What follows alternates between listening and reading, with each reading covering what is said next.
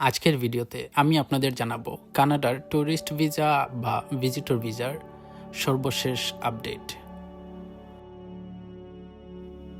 অনেকে আমাকে ফেসবুকে মেসেজ করতেছেন, অনেকেই জানতে চাচ্ছেন এখন ভিসা কত দিনে আসতেছে, নতুন কোনো নিয়ম আসছে কিনা বা রিফিউজ কেন হয়। আপনার সকল প্রশ্নের উত্তর পাবেন আজকের এই ভিডিওতে। তাহলে চলুন ভিডিওটি শুরু করা যাক।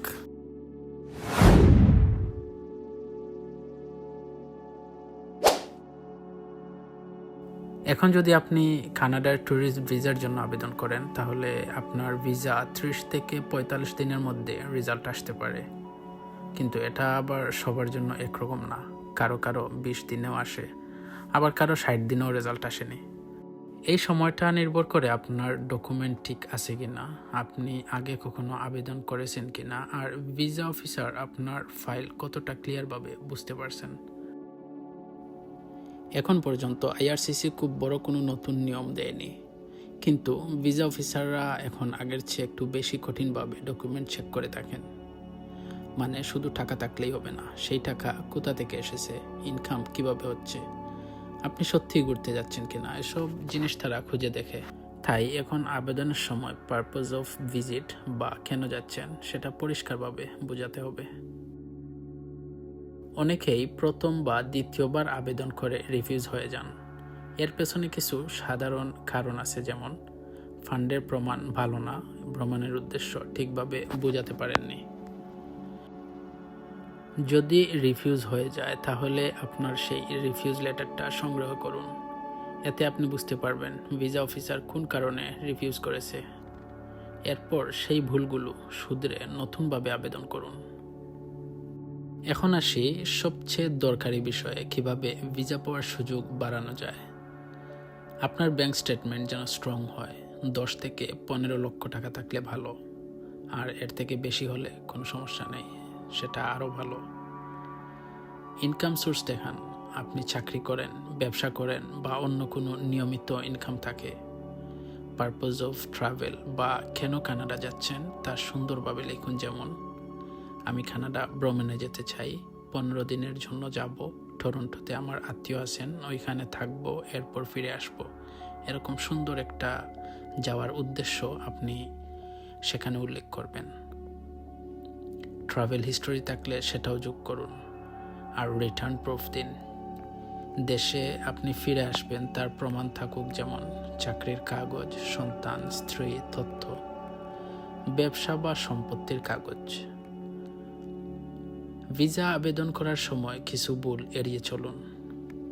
অনেকেই কিছু সাধারণ ভুল করে ফেলেন, যেমন ব্যাংকে হঠাৎ করে টাকা জমা দেওয়া, ভুল ইনভাইটেশন লেটার, আর খুব ছোট বা এক লাইনে ট্রাভেল পারপোজ। সব ডকুমেন্ট ইংরেজিতে না দেওয়া, সেটাও কিন্তু একটি বড় ভুল। এসব ভুল করলে আপনার ভিসা রিজেক্ট হয়ে যেতে পারে, তাই ধৈর্য ধরে সুন্দরভাবে সত্য তথ্য দিয়ে আবেদন করুন। তো বন্ধুরা, এই ছিল আজকের কানাডা ট্যুরিস্ট ভিসার লেটেস্ট সব আপডেট। আশা করি ভিডিওটি আপনার কাজে আসবে।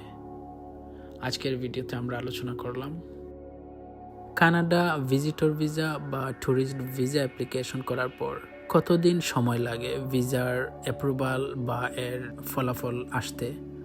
এখানে আমি আরও একটা কথা আপনাদের বলে রাখতে চাই। আপনারা হয়তো অনেকেই মনে করেন যে কানাডা অ্যাপ্লিকেশন সাবমিট করার পর থেকেই সেই সময়টা গণনা শুরু হয়, কিন্তু না। এখানে অ্যাপ্লিকেশন সাবমিট করার পর যতদিন না আপনি বায়োমেট্রিক সম্পন্ন করবেন তার আগ পর্যন্ত কিন্তু আপনার অ্যাপ্লিকেশনটা সাবমিট হয়নি। অর্থাৎ সেই বায়োমেট্রিকটা আপনার অ্যাপ্লিকেশনেরই একটা অংশ। যখন আপনি বায়োমেট্রিক দিবেন ঠিক তখন থেকে যেদিন সম্পন্ন হবে ঠিক সেই দিন থেকে আপনার দিন গণনা শুরু হবে, আর সেই সময় থেকে 30 দিন বা 45 দিনের মধ্যে আপনার ফলাফল আসতে পারে। তবে এটা আবার সবার ক্ষেত্রে সমান না, অনেকের আছে 2 মাস বা 3 মাস বা 72 দিন, 75 দিন বা আরও বেশি সময়ও চলে যায় কোনো একটা ত্রুটির কারণে বা কোনো একটা কারণে, হয়তো বা ওনাদের ফলাফল আসে না, অনেক দেরিতে আসে। কিন্তু বর্তমান সময়ে অর্থাৎ 2025 সালের যেহেতু এখন জুলাই মাস চলে, আর বিগত 2-1 মাস আমি এ বিষয়ে অনেক খোঁজখবর নিয়ে দেখেছি। সবারই ফলাফল প্রায় 20 থেকে 30 দিন বা সর্বোচ্চ 45 দিনের মধ্যেই চলে আসছে। এটা প্রায় 90%-এর উপরে এরকম ফলাফল আসতে শোনা গেছে।